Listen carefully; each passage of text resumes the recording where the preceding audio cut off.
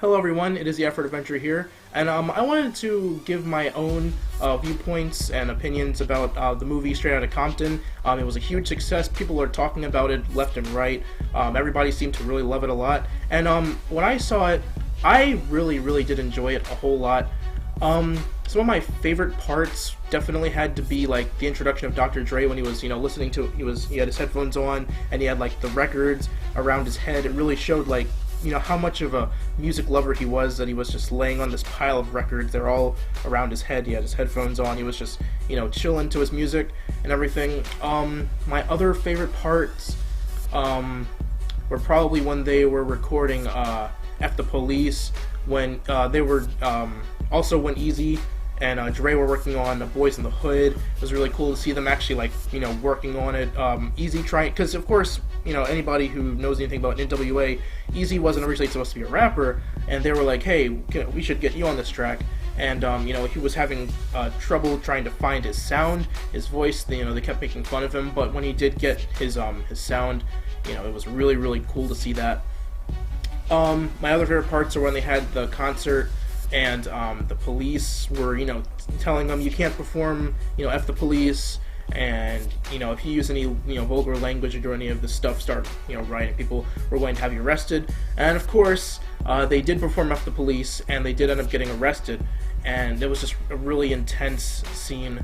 Also Ice Cube, the whole part where Ice Cube is recording No Vaseline, and the reaction from the other members of NWA, MC Ren, Dr. Dre, who was listening to it in his car, Jerry, and Easy, and it was just really funny to see them all reacting like who is this guy talking about us like that, So anyways, those are some of my favorite parts of the movie, but I'm going to move on to some other not so much favorite parts, but parts that I really, felt.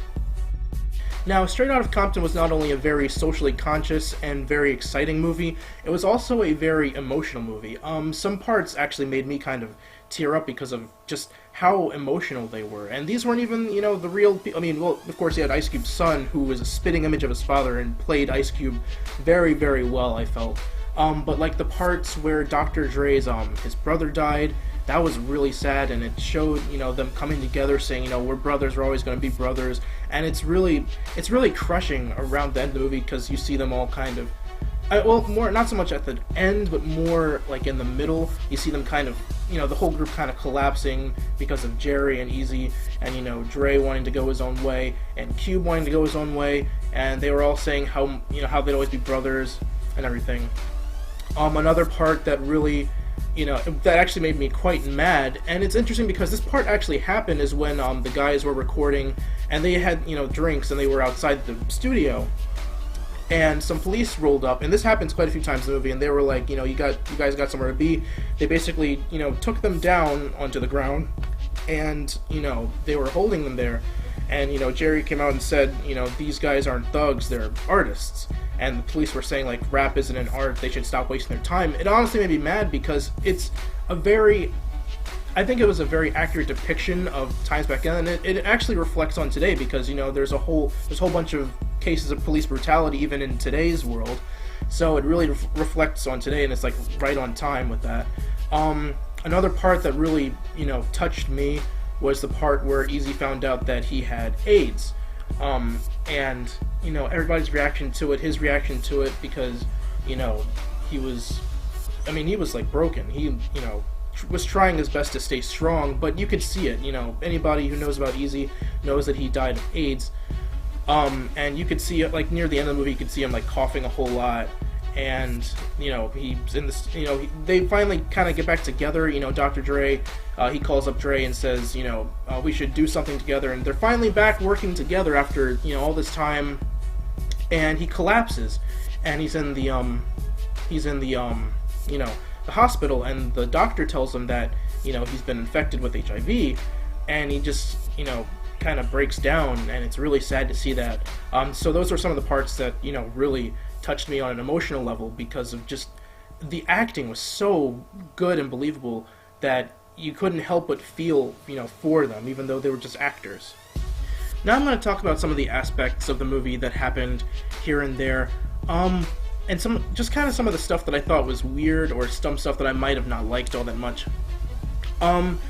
One thing that I was kind of irked by was how, the movie mainly focuses on, Dr. Dre, Eazy-E, and Ice Cube. But, you have DJ Yella and MC Ren, and for the majority of the movie, it seems like they kind of take a back seat to those three, and, they're very important to the group, but it just feels like, especially DJ Yella, it really seems like they took a huge back seat throughout the entire film, that they weren't doing anything super important. So that was one thing. Another thing is, and this is more of a positive, I think, was the way they depicted Suge Knight. Suge Knight, they really showed how shifty he was when it came to like Death Row and his talent, the way he ran business. I think it really showed just how shifty he was. So that was another thing that I thought was really interesting. Another thing, and this is kind of twisted, is when they showed Tupac recording Hail Mary, but Dre comes in and says, I want to show you this beat that I have, and it was a beat for California Love, and if I'm not mistaken, California Love came out before Illuminati, which had Hail Mary on it, so that was kind of weird. I don't know if like Hail Mary was being recorded before California Love and they just kind of, I don't know, I'm not sure about all that stuff, but that was an interesting thing. But them showing Tupac was really cool. Also, when Snoop Dogg came in, that was really interesting, and Suge Knight was really skeptical about him, but as we know, Snoop Dogg is now one of the best of all time. Another thing that was kind of weird and interesting was the fact that they never showed the huge feud between Dr. Dre and Eazy-E. They showed, them kind of feuding with Ice Cube because, he put out his first album, America's Most Wanted, and Eazy, in the movie kind of took that as a diss to the group because, they were working, together for so long, and then he puts out this album that's really, really good, but it's by himself. And he kind of takes that as a diss, and then they put out, their song, and they diss, Cube, and then Cube puts out No Vaseline, which, as I already said, was an amazing scene. But they never showed the feud between, Dr. Dre and Eazy-E, even though it was a very prominent part of NWA's history. So that was another thing that was really interesting and kind of weird to me, and I'm sure it's weird to a lot of people that they didn't show that. Of course, the movie's like 2.5 hours, and fitting in so much history in one movie is really difficult. But it was just weird that they didn't even really touch on that. They showed parts where, like there was a part where Dre was talking to Eazy in the studio, and basically he left. He was, saying that he basically had his, chains around Eazy. That's not what I actually said, but, so he left after Dre, just like Cube, realized that he was not getting his fair pay. So, that's kind of where the whole Dre-Eazy thing left off, but after that, there was, nothing about their feud.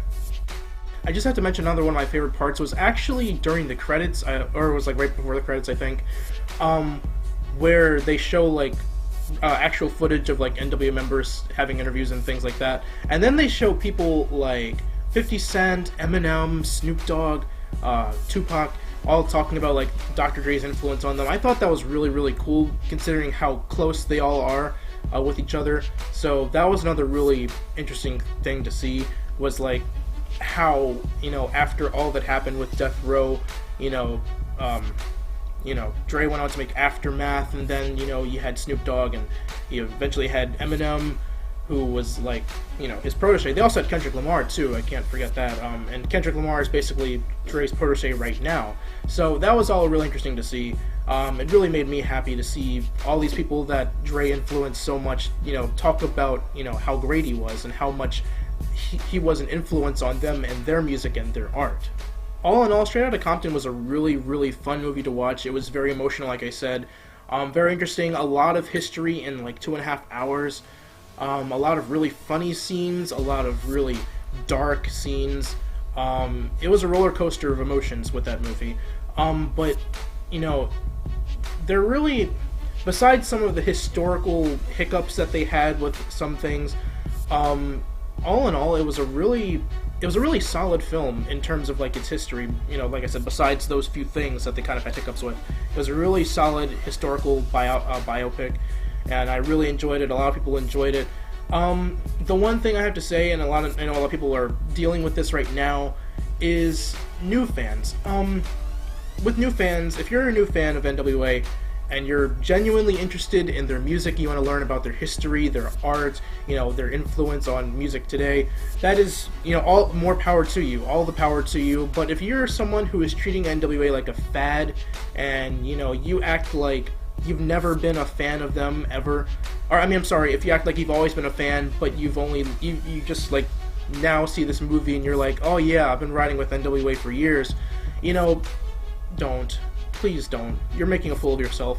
And, you know, like I said, I'm not bashing people who are new fans, because, you know, this movie really made me want to listen to the music more. I've been listening to NWA for a good while, but, you know, this movie really, you know, jump-started more of an interest in them. You know, I listened to more and more of their music after the movie. Not my favorite group, but, you know, still, really fun group to listen to.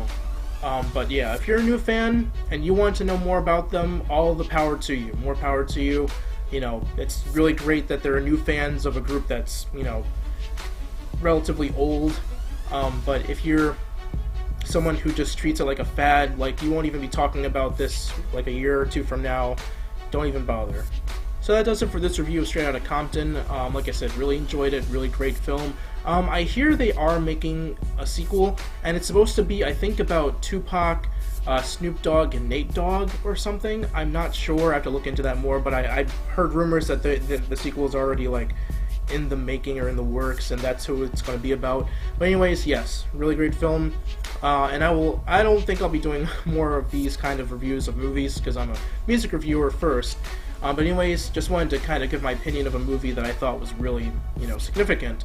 But anyways, I'll catch you all in the next review, which will most likely be a music review. So, until then, so long.